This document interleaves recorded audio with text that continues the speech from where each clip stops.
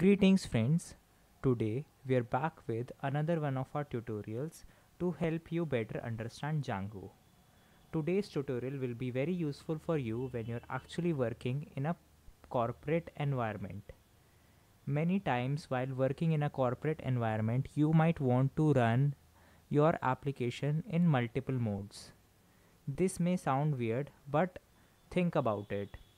There are changes in an app when it's running on your local machine and when it's running on a server.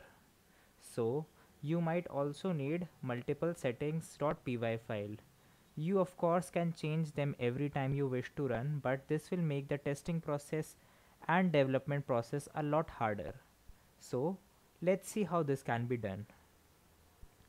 To achieve this, I simply created a file directory called settings and then added the original settings.py file inside it. I also opened the manage.py file, which we haven't touched so far in the series, and changed this path to this.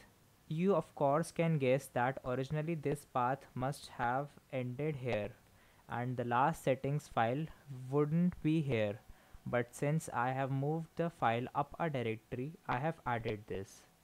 Now if I were to run the server will be running normally. Let's just check. As we can see that the server is running fine. Now let's go check the settings.py file that I have created.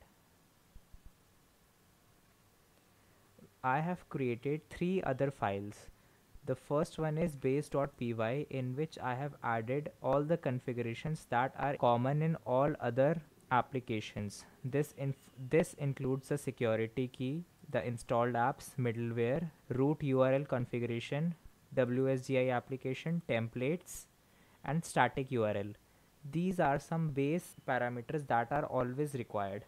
Now I have made 2 other settings.py file, one by the name of development.py and other by the name of production.py. As the name suggests, I would be using development.py file while developing the program, while the production.py file will come in handy when I have actually deployed this on a server. So let's see what the difference between them is. The first difference is that of course in the development.py file the debug is true, whereas in the production file the debug is set to false. Now I have also added the allowed host, which of course in this case is simply localhost. I am also including the email configurations, which of course are currently having dummy data in the production server, which of course will only be used in production server unless I am testing. This practice will not only speed up our development process as it will take less time for the server to reload, but will also create a higher security when we are deploying the app. So let's see how this thing works.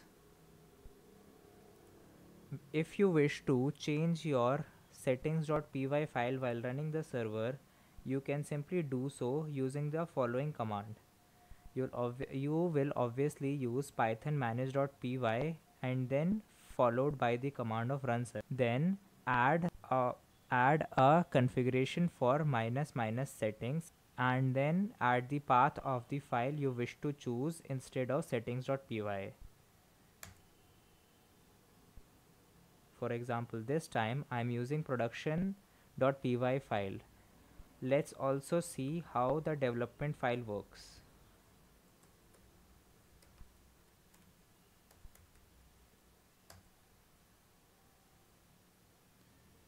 If you guys have noticed, there is a significant difference in the time it took to fire up the server in both the cases. With that, I'll end today's lecture. I hope this knowledge comes in handy to you in the future. Thank you.